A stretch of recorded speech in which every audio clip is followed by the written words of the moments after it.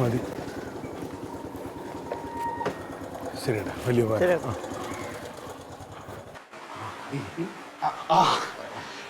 കനക അതെ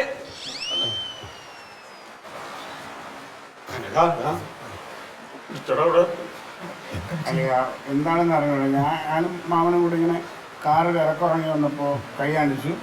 നേരെ വണ്ടി സ്റ്റേഷനിൽ കൊണ്ടുവരാൻ പറഞ്ഞു. ബുക്ക് പേപ്പറൊക്കെ ഉണ്ടായിരുന്നോ? ഓ എല്ലാം ഉണ്ട്, ഒരു വക ഇവർ ചോദിച്ചില്ല. ലൈസൻസ് കൂടി ചോദിച്ചില്ലടാ. എനിക്കറിയില്ല. നിങ്ങളുടെ അടുത്തൊക്കെ ചോദിച്ചിട്ട് ആരും ഒരു അക്ഷരം ഉണ്ടെങ്കിൽ എല്ലാം ഊമയാണെന്ന് തോന്നുന്നു. കഴിച്ചെങ്ങനെ? അത് രാവിലെ ഞങ്ങൾ അവിടെ നിന്ന് തിരിച്ചപ്പോൾ കഴിച്ചതാണ്. പക്ഷെ അതൊന്നും ചോദിച്ചിട്ടില്ലേ? അത് ചോദിച്ചില്ലേ? ആ ഇനിയിപ്പോൾ SI വന്നാലേ വിടുള്ളൂ. ഈ പടക്കം തീരുന്നു. നല്ല ലാഭത്തിൽ കിട്ടിയ പടക്കം ഒരു ദിവസം കച്ചവടം ചെയ്ത് 25,000 റുപ്യ ലാഭമുണ്ടോ?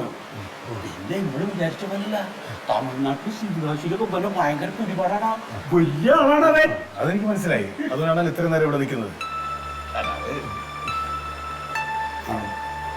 നിന്റെ പരിചയത്തിലാരോ രസം നടന്നിട്ട് SI ഇപ്പോൾ ട്രാഫിക്കില്ല, ഇവിടെ ഇല്ല. ട്രാഫിക് സ്റ്റേഷനിൽ ഇവിടെ വേറെ ആരോ വന്നിട്ട് വിടുമെന്ന് പറഞ്ഞിട്ട് ഇതുവരെ പുതിയ സാറേ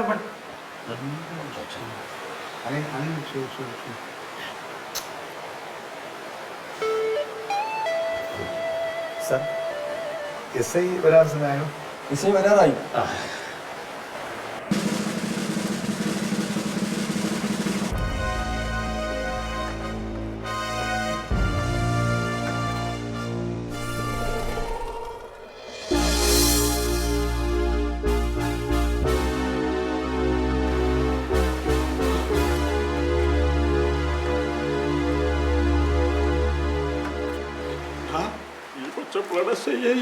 നമ്മുടെ കാര്യം പോക്കാം.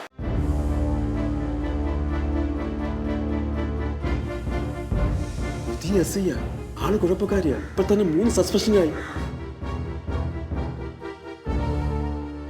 അവരകത്തേക്ക് കൊണ്ടുപോവാ.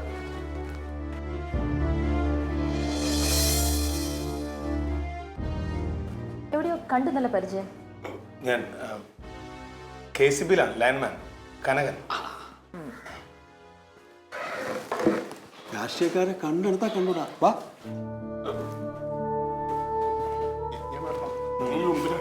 എന്നെ അല്ല, നിങ്ങൾ ചെല്ല്, ഞാൻ വരാം. നിങ്ങൾ ചെല്ല്, ഞാൻ വരാം. എന്നെ വിളിക്കുമ്പോൾ ഞാൻ വരാം. അല്ല വലിയ കുഴപ്പമില്ലടാ. അപ്പോ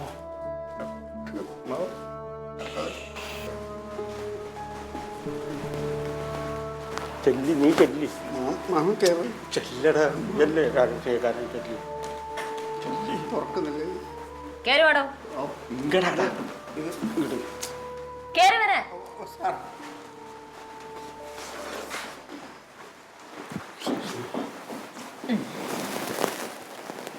ഇങ്ങോട്ട് മാറി നിൽക്കും.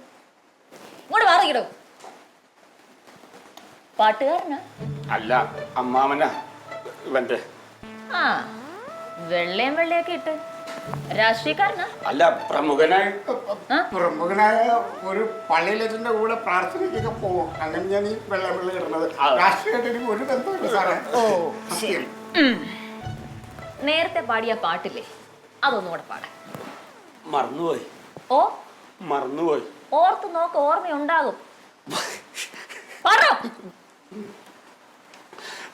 കടുവായെ കിടുവ പിടിക്കുന്നു, മരവൊന്തിന് ചായമടിക്കുന്നു.